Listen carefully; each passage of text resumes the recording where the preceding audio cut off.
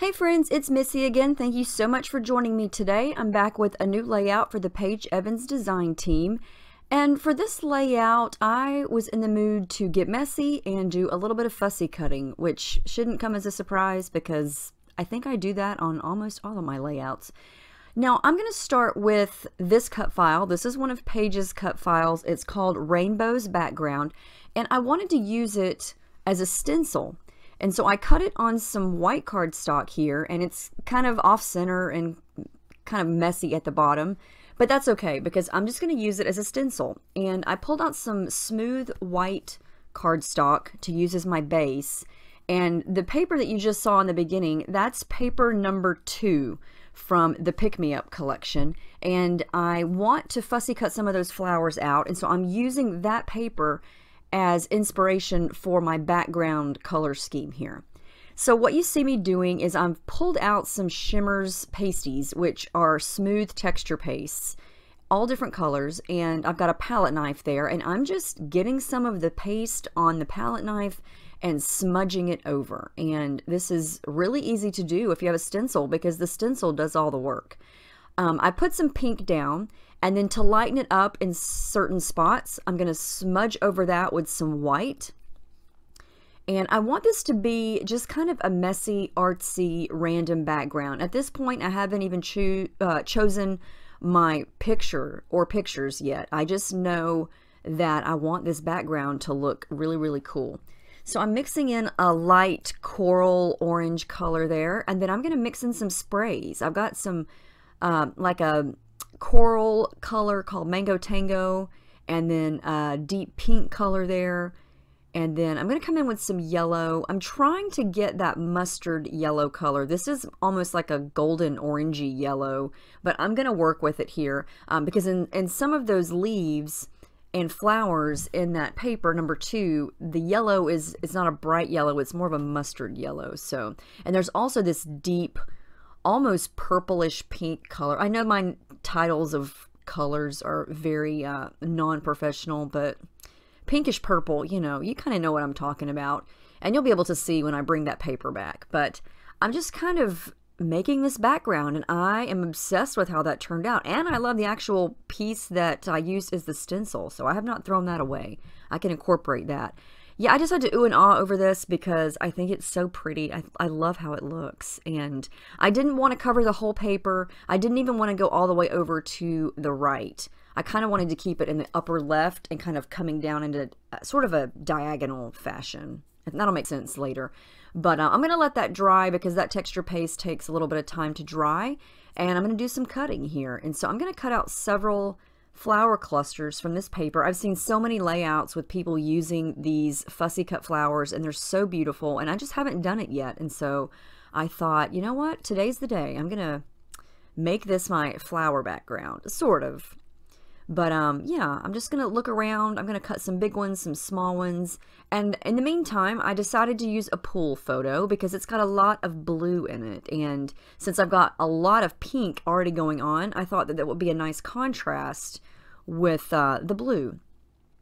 And so this is kind of the idea that I've got going here. And I know those rainbows, I've used them, you know, upside down. They don't look like rainbows. They kind of remind me of the Wi-Fi signal on my phone.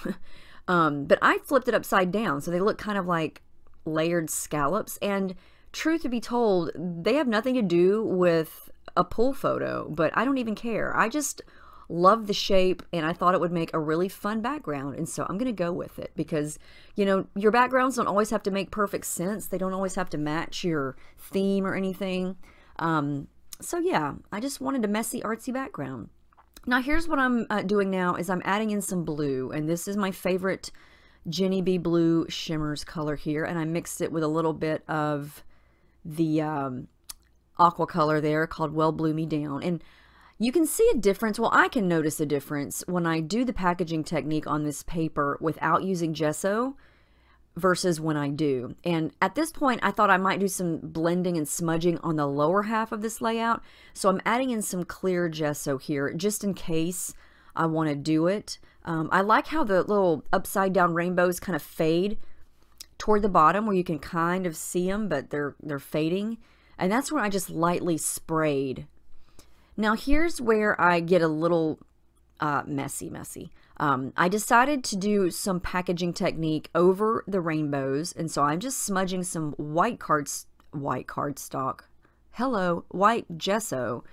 And this is going to allow me to blend and smudge and allow all this liquid paint to kind of run and blend together without just soaking immediately into the background. If you notice when I first did the blue, it just soaked right into the paper, and I couldn't really do this blending and smudging situation here. And so the gesso is the reason for that. And so that's why I always, well, I don't always, but that's why I use gesso a lot when there's going to be blending and when I want to add water and do this right here, you know, with the brush.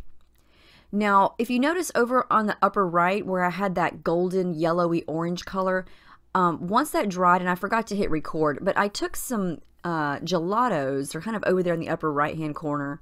Actually, they're right there. I took a golden, a green, and a metallic gold and kind of made this really yucky color right there.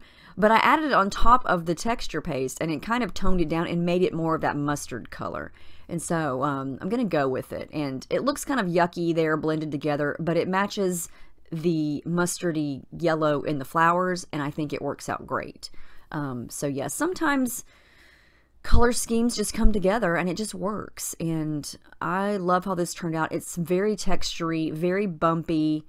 You know, I used quite a bit of water, and but I like how it turns out. I think it looks cool. And it looks, the lighting on my desk makes that color look really green. But yeah, it's a golden yellow. You'll see it later. So I'm going to start to work on the photo and the embellishing and things like that. I'm going to add some foam behind the picture.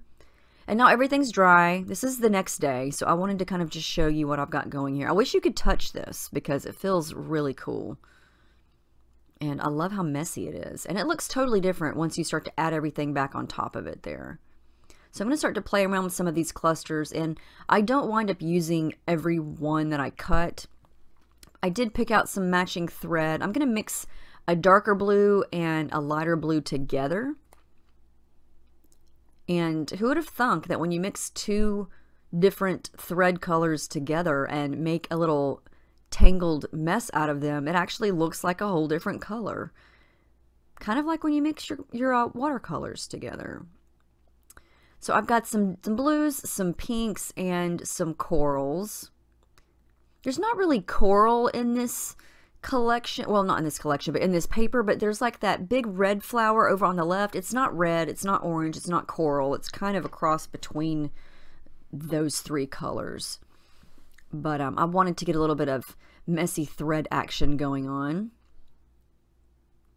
And now I'm going to make sure all that is glued down. And I know someone's going to ask, that is the Scotch Quick Dry.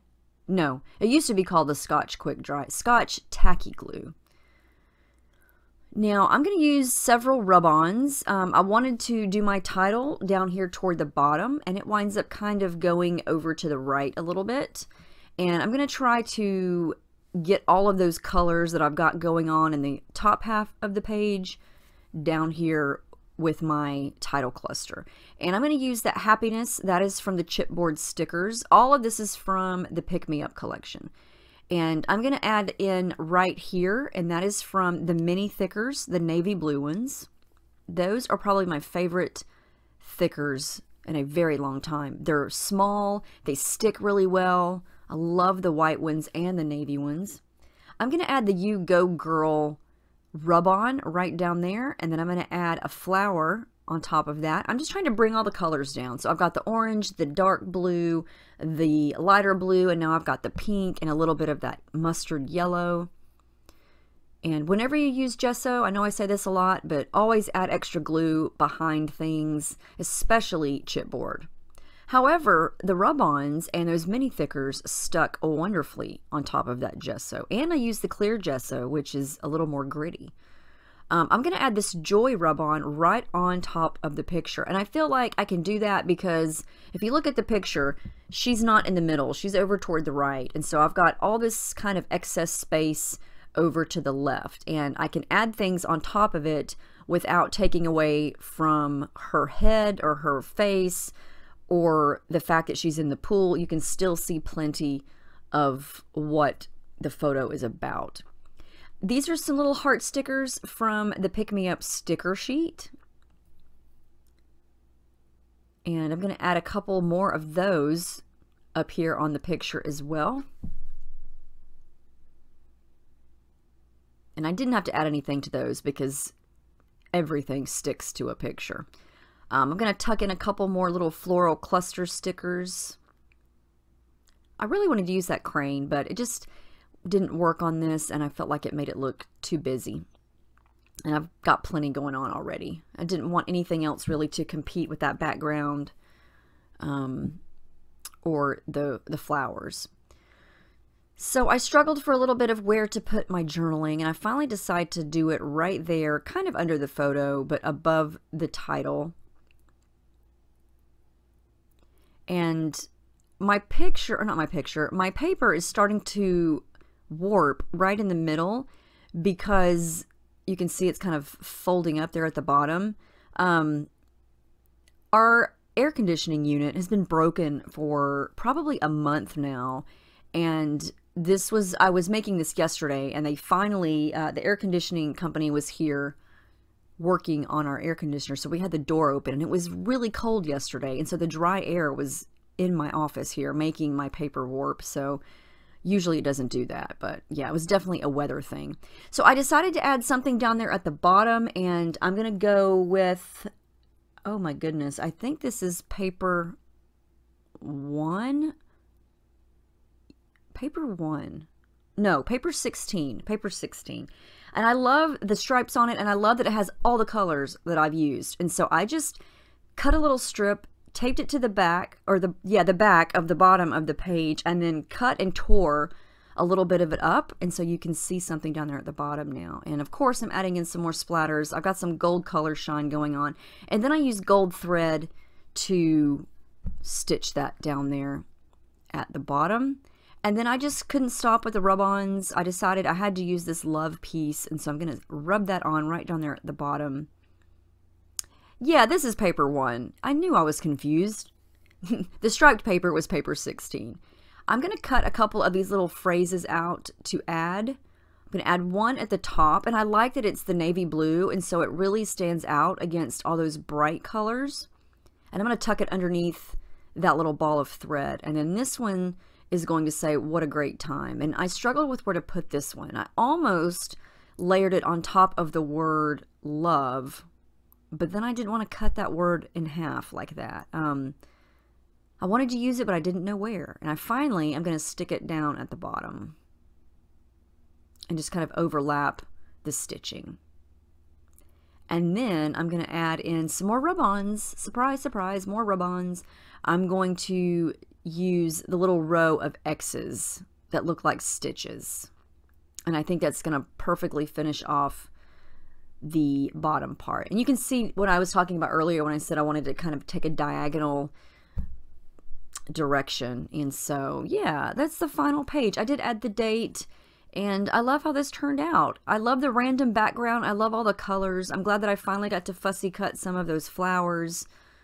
And yeah, a layout like this just makes me happy. I love it because I get to do a cut file. I get to use it as a stencil. I get to get messy. Yeah, stitching, all the stuff, all the things that I love came together on this page. And I took a lot of close-ups, so hopefully that doesn't last a full hour. It seems like it. But anyway, let me know if you have any questions about any of the products or the layout. I think it's fun. I love it. I hope you guys enjoy it. So I will talk to you guys in the next video. Thank you for watching, and I hope you have a great week.